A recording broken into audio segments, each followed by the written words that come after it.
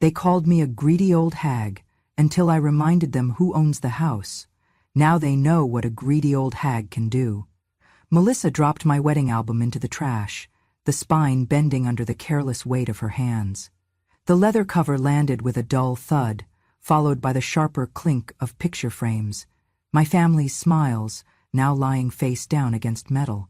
She brushed her palms together, as if she had just gotten rid of something dirty. "You should forget about this junk, Ariel," she said, her voice slow, deliberate, and dripping with the smugness of someone who believes they have already won. "This house belongs to us now." From the doorway, Martin, my only son, leaned casually against the frame, a coffee mug in his hand, wearing that half-smirk he had started wearing more and more often. "Mom, why are you still keeping that big master bedroom all to yourself? You don't have guests. We could turn it into a game room. At least it would be more useful than a space full of your old stuff." I stood there, my hands tightening at my sides, the sting of their words burning deeper than I wanted to admit. This was the home my husband and I had built with our own hands over 40 years ago. Every beam, every shingle, every nail was placed through our sweat and labor. Back then we worked long hours, lived frugally, and saved every penny until we could buy this plot of land. We spent weekends digging, hammering, painting, laying the floors together, arguing over paint colors, and laughing when we made mistakes. It took years, but eventually we paid off every cent of the mortgage. When the bank sent the final statement marked "paid in full," we framed it and hung it in the hallway. This house was more than wood and walls. It was our story. It was where we celebrated birthdays, where our son took his first steps, where my husband's laughter echoed down the halls late at night. After my husband passed, the house became quieter. The space felt bigger, emptier, but it was still mine, and I cared for it like I always had. I kept the garden blooming the way he liked, polished the railings he carved, and sat on the porch each evening with tea, watching the neighborhood shift and change while my home remained steady. Then came the phone call from Martin. He said he and Melissa wanted to move in to help me out, to be there for me in my old age. At the time, it sounded reasonable, sweet, even. I imagined having company for dinner, laughter in the kitchen again, maybe even the warmth of family filling the empty rooms. But it did not take long for me to realize the truth. Melissa arrived with her eyes already scanning the place like a buyer inspecting a property. She moved my things without asking, replaced the curtains with something she called modern but looked like it belonged in a cheap motel, and complained about the clutter. That, to me, was a lifetime of memories. Martin said little, but his silence spoke louder than words. He let her rearrange, criticize, and claim space that was not hers. And now here they stood, Melissa throwing my history into the trash, Martin suggesting my bedroom be gutted for their entertainment. Melissa crossed her arms, her stance wide like she was already the queen of this castle. "It's selfish to hold on to space you don't use," she said sharply. "We're here now, living here every day, paying for groceries, keeping the place running. It makes sense we use the rooms the way we want." I let out a slow breath. "Melissa, you use my credit card for groceries, and this house has been running just fine for decades without your help." Her eyes narrowed, but Martin quickly stepped in. "Mom, we're not trying to fight. We just think you're stuck in the past. The house needs new energy, and frankly you're not using it right. We're cramped in the guest room while you've got all that space to yourself." Cramped? The guest room they occupied was larger than most master bedrooms in this city. This was not about space, it was about control. Melissa tilted her head, letting a pause stretch before delivering the final blow. "You've said before you'd leave the house to Martine when you're gone. Why wait? Why not just make it official now? You're holding on out of spite, fear, or maybe you're just greedy. Greedy." The word landed like a slap. I looked at my son, waiting for him to defend me, but he only met my gaze with an unsettling stillness, as if he agreed. I thought of the times I had bailed him out, when he dropped out of college, when his business failed, when his debts threatened to swallow him whole. I had sold a piece of my land to help him once, and now he stood here, letting his wife call me greedy for keeping what little I had left. I could have shouted. I could have told them to pack their things and leave that very minute. But I didn't. Instead, I turned, walked past them, and retrieved my wedding album from the trash. I set it gently back on the shelf, exactly where it had always been. Melissa's jaw tightened, but she said nothing. "This house is mine," I said finally, my voice calm and even. "It will remain mine until the day I decide otherwise." Melissa laughed, a short, sharp sound. "We'll see about that." Martin followed her out of the room, their footsteps fading down the hall. I sat back at the kitchen table, picked up my tea and took a slow sip. They thought I was beaten. They thought my silence meant surrender. Let them think that. If they wanted to see what a greedy old hag could do, I would show them. And they would never forget it. 10 years ago, long before Martin and Melissa were standing in my living room, acting like they owned it, the story between us had already begun to crack. It was during a time when Martin was drowning, his business venture had collapsed, and with it came a mountain of debt that could have easily buried him for years. I remember the night he came over. It was late, nearly 10 o'clock, and I had been in the kitchen washing dishes. He knocked once, softly, before stepping inside, his eyes darting away from mine like a boy caught doing something wrong. I dried my hands and asked him to sit, already sensing the weight he was carrying. He told me everything in a voice just above a whisper. The investors had pulled out, his suppliers were demanding payment, and the bank had begun sending notices that felt more like threats. It was bad, worse than he had admitted to anyone else. He had nowhere else to turn. I should have asked questions, pressed him about the risks he had taken, the mistakes he had made, but I didn't. I saw my son, the same boy who once brought me dandelions from the yard and thought they were roses, sitting in front of me with his shoulders bent under the kind of shame I recognized. I had been in his place once, when I was young and foolish. I knew the desperation in his eyes. I told him I had something. Not much, but something. The land my parents had left me, a stretch of green in the small town where I grew up, was divided into 2 parcels. One I had always planned to keep. The other I had been holding on to without a clear reason, except that it was mine. 2 weeks later, I sold that parcel. The money wiped away his debt, covered the penalties, and even gave him a little breathing room to start over. He hugged me that day like a drowning man grabbing the edge of a boat. He promised he would pay me back, promised he would never forget what I had done. But time has a way of making people forget their promises, especially when they start to believe they were owed what they received. Years passed, and Martin's life smoothed out. He married Melissa, a woman who, from the beginning, seemed to measure everything and everyone by what she could gain from them.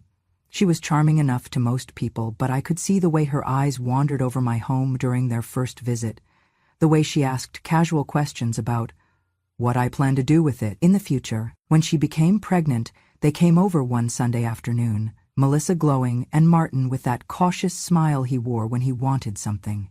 We had just finished lunch when he cleared his throat. "Mom, we've been thinking," he began, looking down at his plate as if the food there was suddenly fascinating. "It would really help us if we could get into a bigger place before the baby comes." Melissa placed her hand over her stomach in that theatrical way that people do when they want to remind you of a shared obligation. "The apartment is just too small for a nursery," she said. "We've been looking at houses, but with the market right now, the down payments are insane." I listened, already knowing where this was going. Martin glanced at me, then continued, "We remembered you still have that piece of land back in Oak Ridge. If you sold it, you could easily help us buy a place. It would be a real blessing, Mom." I put my fork down and folded my hands on the table. "That land is where my parents are buried," I said. "It's not just dirt to me, Martin. It's home. It's history." Melissa gave a soft laugh that was anything but amused. "History is nice, but you can't live in history.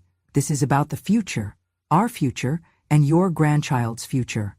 I felt something twist in my chest, the same place where guilt likes to settle, but I also felt the sting of remembering the first parcel I sold for Martin.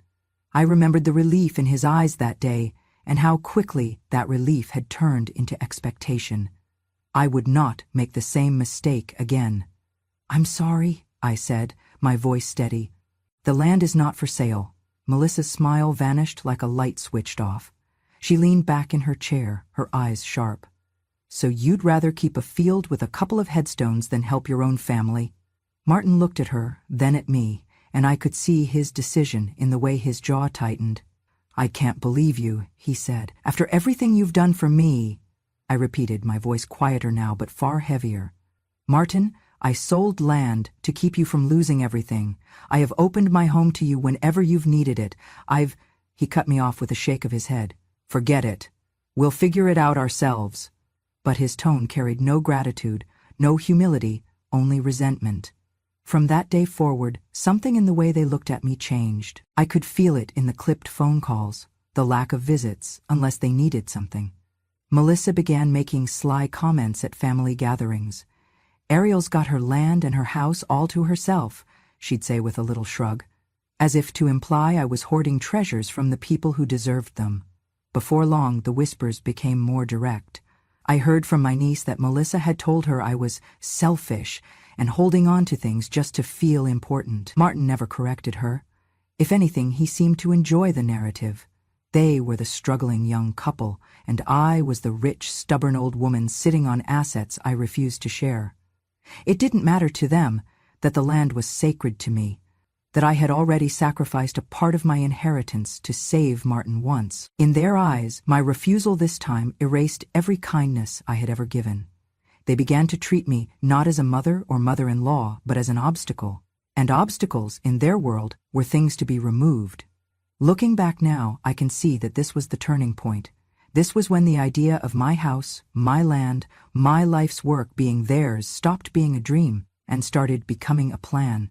They stopped asking and started scheming. I did not know exactly when they would make their move. I only knew that they would.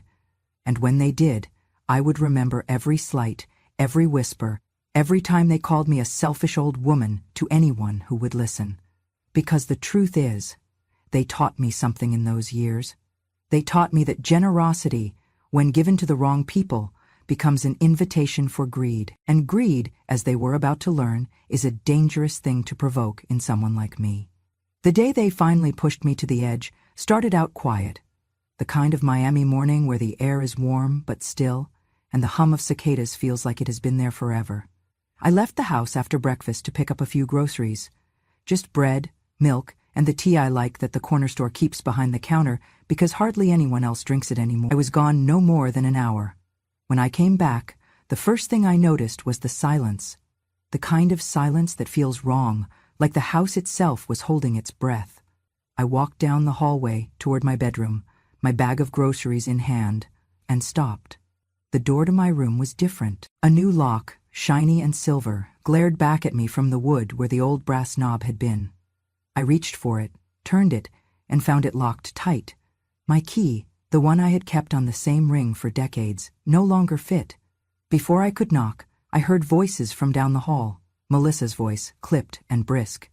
I followed it to the garage, and when I pushed the door open, the air inside smelled faintly of dust and the faint sweetness of cedar from my old hope chest. And there, scattered across the concrete floor, was my life. My dresser, pushed against the wall beside the lawnmower. My nightstand, its drawers hanging open. My clothes, still on hangers, stacked in uneven piles.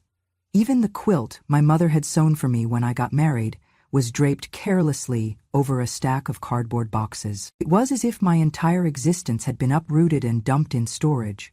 Melissa was standing in the middle of it all, her phone in one hand, her other hand on her hip. She didn't look up when she said, "Guests sleep in the garage. Guests who don't pay rent should leave altogether." I set the groceries down slowly, the plastic bag handles biting into my fingers. "Melissa," I said, keeping my voice even, "this is my house.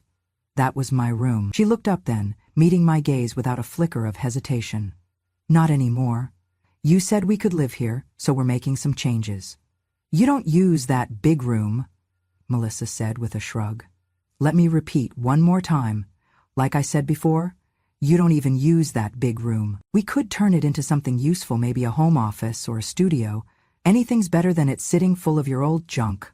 Before I could answer, Martin walked in from the side door, a folded piece of paper in his hand. He didn't meet my eyes right away. "Mom," he began, his tone almost rehearsed. "We've been talking.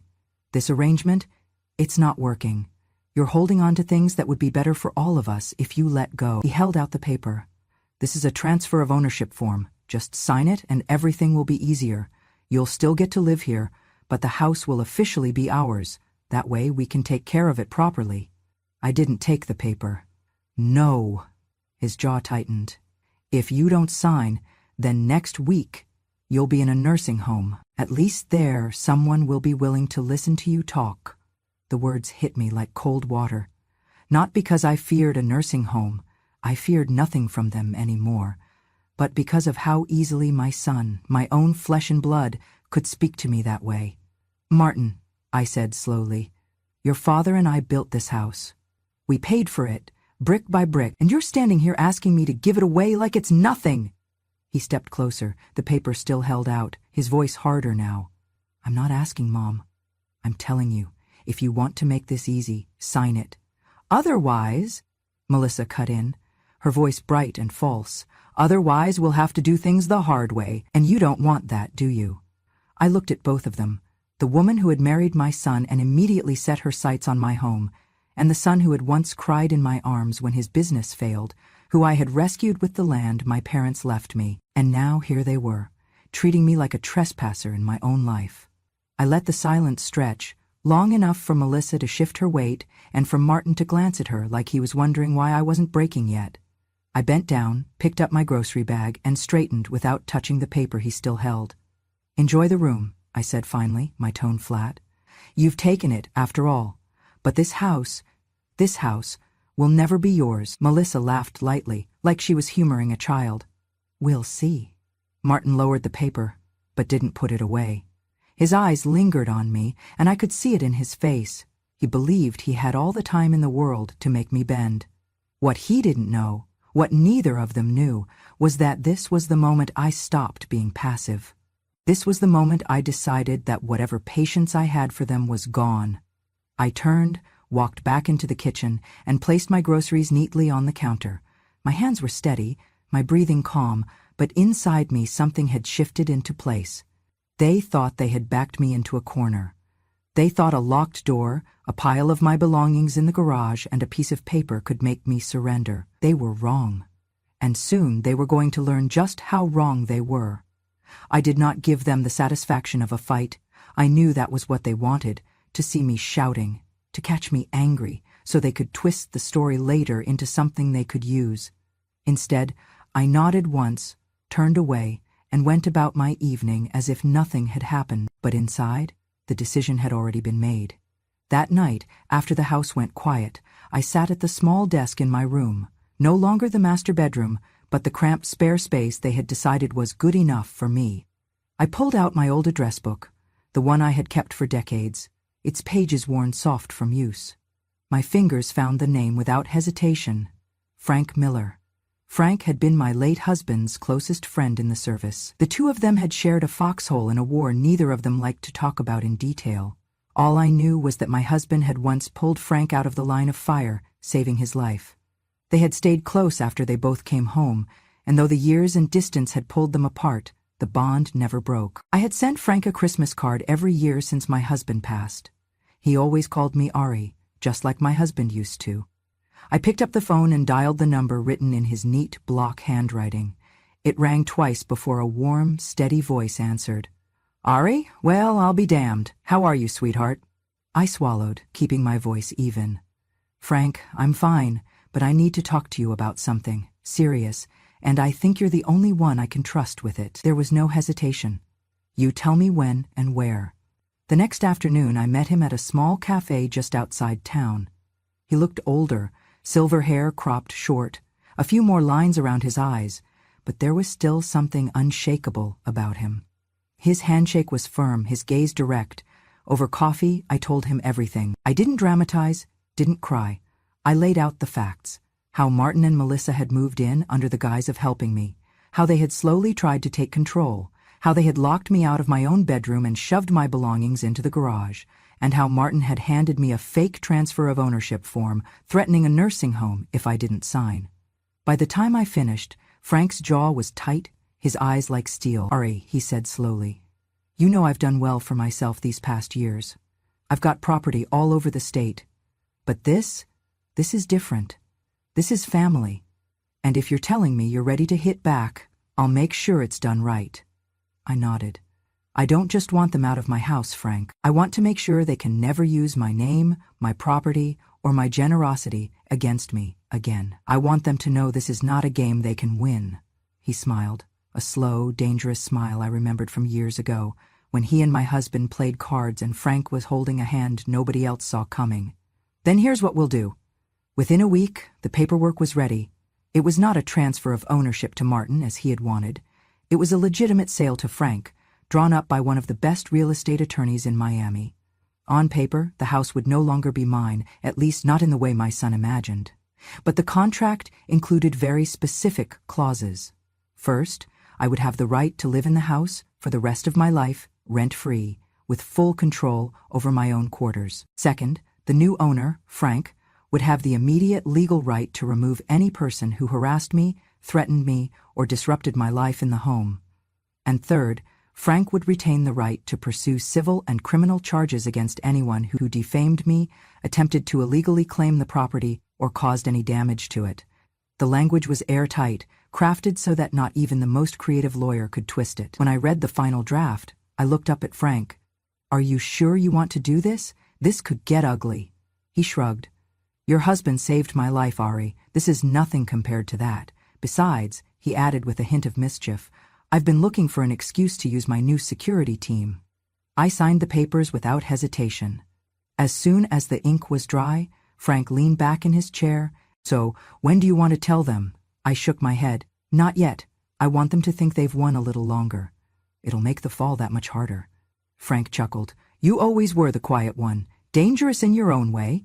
Over the next few days I played my part. I stayed polite, even subdued around Martin and Melissa. I let Melissa keep the master bedroom. I ignored Martin's smug glances when he passed me in the hallway. They thought they had me under control, that they had backed me into submission. What they didn't know was that every time they spoke to me like I was a burden, every time Melissa rearranged something or Martin made a remark about "when the house is ours," the noose around their plan was tightening. Frank and I set a date, one they wouldn't see coming. It was timed so that the legal transfer would already be registered, the documents filed, and Frank's authority as the owner would be beyond dispute. When the moment came, it wouldn't just be words or threats. It would be law. And when the law is on your side, you don't have to shout. You just have to open the door. I spent those days waiting not with dread, but with a kind of cold anticipation. For years I had been the one giving land, money, shelter, second chances. Now I was going to take something back, not out of malice, but out of justice. They had taken my kindness for weakness. They were about to learn the difference. The day of the transfer was warm, the kind of Florida afternoon where the sunlight feels heavier than it should. I had spent the morning in the kitchen, watching the clock, waiting for the moment when justice would finally arrive. At exactly 2 o'clock, the sound of tires on gravel announced Frank's arrival. When I stepped onto the porch, there he was, dressed in his formal military uniform, the medals on his chest catching the sun. Behind him, 2 police cruisers idled, their engines humming. Frank had always been a man of presence, but today he was the embodiment of authority. Martin and Melissa stood frozen on the front lawn, their faces pale as Frank walked toward them, holding a thick envelope of legal documents. The 2 officers flanked him, their expressions unreadable. Frank stopped in front of Martin, his voice calm but resolute. "You have 48 hours to vacate this property by court order. Ariel stays here for as long as she wishes. This is no longer your house. These officers are here on a civil standby to prevent a breach of the peace, while you remove your belongings." Melissa scoffed, but her eyes betrayed her panic. "You can't just—" Frank didn't raise his voice, but the weight in his words silenced her. "I can, and I have the papers to prove it. This property is now under my ownership, with a lifetime residency clause for Ariel. Any harassment, trespassing, or threats will be met with immediate legal action. And given your record, you might want to tread carefully." The neighbors had started to gather, drawn by the sight of the cruisers and Frank's uniform. Whispers moved through the crowd like wind in the grass. Martin's jaw tightened as he realized every eye was on him. They had no choice. Martin and Melissa began carrying their belongings to the car. Boxes, suitcases, even a large television they had insisted was theirs, despite me knowing full well it wasn't. With each trip from the house to the car, their humiliation grew. Melissa refused to meet my eyes. Martin avoided looking at anyone at all. When the last box was loaded, they climbed into the car. Before they left the curb, one officer issued a formal trespass warning. If they returned to the property or harassed me again, they could be arrested on the spot. The engine coughed to life and they drove away down the street. I exhaled, thinking maybe, just maybe, that was the last I'd see of them. They did not go far. Just days later, Linda, my neighbor down the street, told me she had seen them moving into a run-down apartment complex only 4 blocks away. They kept their heads down, avoiding the police whenever possible, because they were trying to dodge a suspended sentence from a fraud case in another state. Probation check-ins and a travel restriction kept them tethered to the city, so they holed up 4 blocks away, close enough to watch my porch lights at night. I was wrong. It all made sense. They weren't leaving the area because they couldn't. They were tied here, hiding in plain sight. And as much as I wanted to believe they were gone for good, I knew in my bones they were watching me, waiting. I didn't let on that I knew. Instead, I went about my days quietly, caring for the garden, visiting the small cafe downtown, keeping my routines steady. In the months after they were forced out, I often wondered why they hadn't simply left Miami altogether. The answer became clear. Probation had them tethered to the city, and their suspended sentence meant they had to check in with authorities regularly. They rented a cramped apartment only 4 blocks away, not because they wanted to be close to family, but because it kept me in sight. They weren't neighbors, they were vultures circling, waiting for me to let my guard down. But in the back of my mind, the thought remained, they will come back, and when they do, I'll be ready. The police cars and Frank's uniform had made for a good show that day, but the real victory wasn't in seeing them humiliated. It was in knowing I had legal protection now. They could threaten, they could lurk, but they could not take the one thing they wanted most. I kept my phone close at all times. I installed a new security system, one that sent alerts directly to the local police, and I told myself, over and over, silence isn't weakness, it's waiting for the right moment to strike. For nearly a year, nothing happened. Sometimes I would catch a glimpse of them, Melissa in the corner store, Martin standing outside the pawn shop, but they never approached me. Still, there was something in their faces, a hunger that hadn't been satisfied, and deep down I knew the storm hadn't passed. It was only gathering strength. It was about 6 months after Martin and Melissa were gone when I first heard about Mark. I had known, of course, that their finances were a mess, even before I pushed them out. They had been living on my generosity for months, not because they needed to, but because it was easier than taking responsibility for their own lives. But I never imagined they could sink low enough to do what they did next. The news came from my neighbor, Linda, who has a cousin that works at the county's Department of Children and Families. Linda came over one evening, holding a casserole and looking at me with that kind of careful pity that makes your stomach knot. She said she'd overheard that Martin and Melissa had filed for bankruptcy, that they'd lost whatever little they still owned, and that, in the middle of all that, they'd taken their son, my grandson, 9 years old, and left him at a state-run orphanage. No goodbye, no explanation. They just dropped him off? I asked, my voice flat because I didn't know what else to do with the anger rising in my chest. Linda nodded, her eyes searching mine. Ariel, I'm sorry. I thought you should hear it from me before you heard it from anyone else. That night I barely slept. I kept picturing Mark as I remembered him. Skinny arms, brown hair always falling into his eyes. The way he used to sit quietly at the kitchen table when they still lived here, as if afraid to speak. He had never been a loud child. Melissa called him difficult. Martin said he was too sensitive. But I had seen something else in him. Watchfulness, a kind of quiet intelligence that made him seem older than his years. And now they had left him behind, like he was nothing. The next morning, I called the county office. The woman who answered listened carefully as I explained who I was. There were forms to fill out, background checks, a home inspection, more red tape than I would have thought possible, but I didn't hesitate for a second. Every step I took was driven by the same thought. Mark would not spend another night thinking no one in the world wanted him.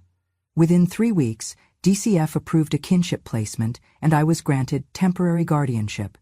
The adoption paperwork would follow in due course. I drove to the orphanage myself. The building was an old brick structure that smelled faintly of disinfectant and something heavier, Loneliness, maybe. The woman at the desk led me to a small room where Mark was sitting at a table with a worn paperback book.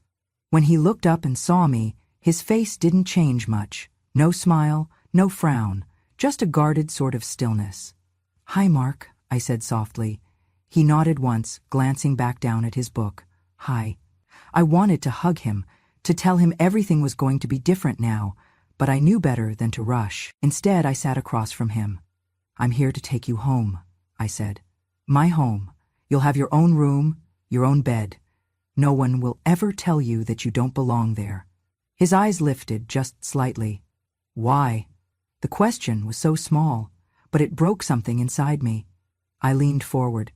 "Because you're my grandson. Because I love you. And because you deserve better than what you've been given." The drive back was quiet. He stared out the window most of the way, his hands folded in his lap. I didn't push conversation. I remembered the way my husband used to say that trust is like planting a seed. You can't force it to grow by yanking on it. At home, I showed him his room. I also filed for a simple restraining order, listing Mark and me as protected parties, and I updated the security system to notify the precinct directly. It wasn't big, but I had painted it a warm shade of blue and set up a sturdy wooden desk I'd found at a second-hand shop. On the nightstand sat a small lamp shaped like a lighthouse. "It's for when the storms come," I told him. "So you always have a light to follow." The first few weeks were cautious ones. Mark was polite but distant. He ate what I made but never asked for seconds. He did his homework but didn't bring it to me unless I asked. At night, I sometimes heard him moving in his room, pacing quietly like he couldn't settle. So I started with stories. Not lectures, not questions, stories. Over dinner, I told him about his grandfather, about the time he built the back porch with nothing but stubbornness and a borrowed saw, about how he once rescued a stray dog in the middle of a thunderstorm. I told him about when Martin was his age, how he used to race the neighbor kids to the end of the street, how he once broke his arm climbing the old oak tree because he swore he could touch the clouds. Mark listened. At first, I thought maybe he wasn't really paying attention, but then he'd surprise me. One day he asked, "Did Grandpa ever lose at anything?" Another time he said, "Dad used to climb trees? He never told me that." Little by little, the wall between us started to crumble. One Saturday, I found him in the garden, kneeling in the dirt, carefully pulling weeds like I'd shown him the week before. "Figured I'd help," he said, not looking up. Another evening, he brought me a drawing he'd made of the house. It was detailed, right down to the little bird bath in the front yard. I made sure he knew the rules of this house. Kindness first, honesty always, and never walk away from someone you care about. "Those are the rules I try to live by," I told him one night. "I want you to live by them too." He nodded, and though he didn't say much, I could see he understood. By the time summer came, he had begun to smile more. Sometimes I'd catch him humming while he worked on his model airplanes at the desk. We took evening walks together, and he'd tell me bits and pieces about school, about books he liked, about the things that scared him. I never once spoke ill of Martin or Melissa to him. I didn't need to. He already knew more than I wanted him to about the kind of people they were. My job now was not to fill him with anger, but to show him what love looked like, when it was steady, reliable, and real. And for the first time in a long while, this house, my house, felt alive again. Not because it was full of noise or crowded with people, but because the person living here with me finally understood that it was a place where he belonged. What I didn't know then was that the peace we'd built together would soon be tested in a way that would make every quiet lesson, every story, every moment of trust matter more than ever. 1 year to the week since Martin and Melissa were forced out, we were lighting 10 candles. The first birthday Mark would celebrate in a home that felt like his. Tonight we were celebrating Mark's 10th birthday, the first one he'd had here, the first one in years where he wasn't looking over his shoulder. It was a small celebration, just the two of us. The kitchen was warm with the smell of chocolate cake, the frosting smooth and shining under the light. 10 candles flickered in front of him, their flames reflecting in his eyes. He leaned forward, blew them all out in a single breath, and smiled. Really smiled. That alone was worth everything I had done in the past year. We were cutting into the cake when a sound shattered the moment. Knocking, no, pounding, at the front door. heavy, frantic, and unrelenting. I froze for half a second, then set my fork down. "Stay here," I told Mark. "Don't move from this table no matter what." He nodded, sensing the change in my tone. I walked to the door slowly, the pounding growing louder. In the pit of my stomach, I already knew who it was. When I opened the door, the porch light revealed two figures from my past. The past I'd hoped would stay buried. Martin and Melissa. They looked nothing like the people who had strutted through my home a year ago, certain they could take whatever they wanted. Martin's face was gaunt, his hair overgrown, his shirt stained and wrinkled. Melissa's eyes were bloodshot, her makeup smudged, her clothes worn thin. The scent of stale alcohol and cigarettes clung to both of them. Martin tried to force a smile. "Mom, we need to talk." I stayed in the doorway, blocking their view of the kitchen. "What do you want?" Melissa's voice was sharper, with an edge of desperation. "We've lost everything. The place we were staying kicked us out. We need a place to stay." "And money?" I shook my head. "No."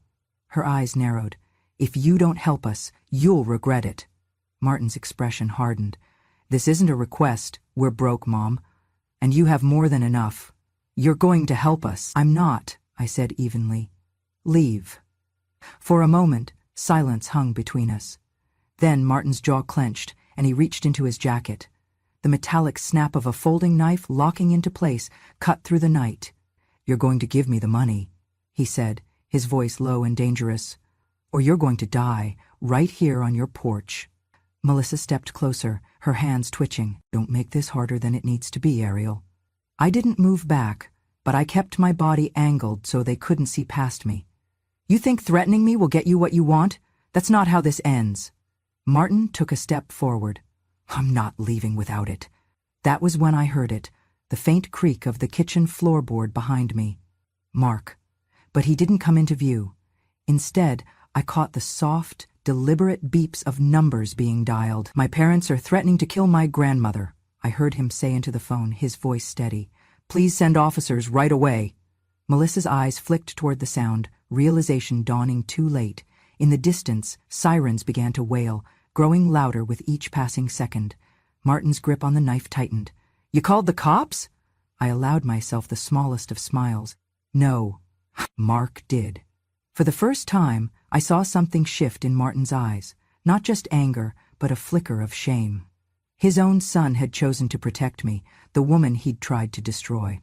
The night air split with the crunch of boots on gravel and the clipped voices of officers calling commands. Flashlights cut across the porch, throwing Martin and Melissa into stark relief. The officers didn't waste time. One moved to block Martin's path, the other closed in on Melissa. Metal cuffs snapped shut, cold and final. "Drop the knife," one barked. Martin froze for a heartbeat, then let the blade fall to the porch with a dull clatter. The officers moved in fast, cuffing him and Melissa before they could say another word. As they were led toward the cruisers, Martin twisted his head toward Mark, his voice raw. "You ungrateful brat! You've destroyed your own father and mother. You'll pay for this!" Mark stepped forward, his small frame steady in the porch light. "I'm not cold-blooded like you," he said clearly. "You just got what you deserve. You tried to destroy your own mother. You're the ungrateful one." Martin stopped speaking, the fight gone from his face. Melissa opened her mouth to plead, but no words came. The doors of the cruisers slammed shut, and the cars pulled away, leaving only the echo of sirens fading into the night. Mark came to stand beside me, his hand slipping into mine. "I understand everything they've done," he said quietly, "and I'm grateful for you. I'll study hard, and I'll repay you one day. Please believe in me." I squeezed his hand, the warm glow from the kitchen spilling out behind us. "I do, Mark. I always will." We stepped back inside, leaving the dark night outside where it belonged. And that's the truth of it. Some people will tell you family is everything, but the truth is, family is only everything if it acts like family. They called me a greedy old hag. They tried to take my home, my dignity, and even my life. But all they really did was give me a reason to fight harder for the only family I have left. If you've ever been underestimated, if you've ever been pushed aside, I want you to remember this. Revenge doesn't have to be loud. Sometimes the quiet kind is the one they never forget. This was my story. If you want to hear more true stories from this old heart, stories of betrayal, justice, and the kind of revenge that only time can deliver, make sure you subscribe to Grandma True Stories, because I still have more to tell, and you don't want to miss what's coming next.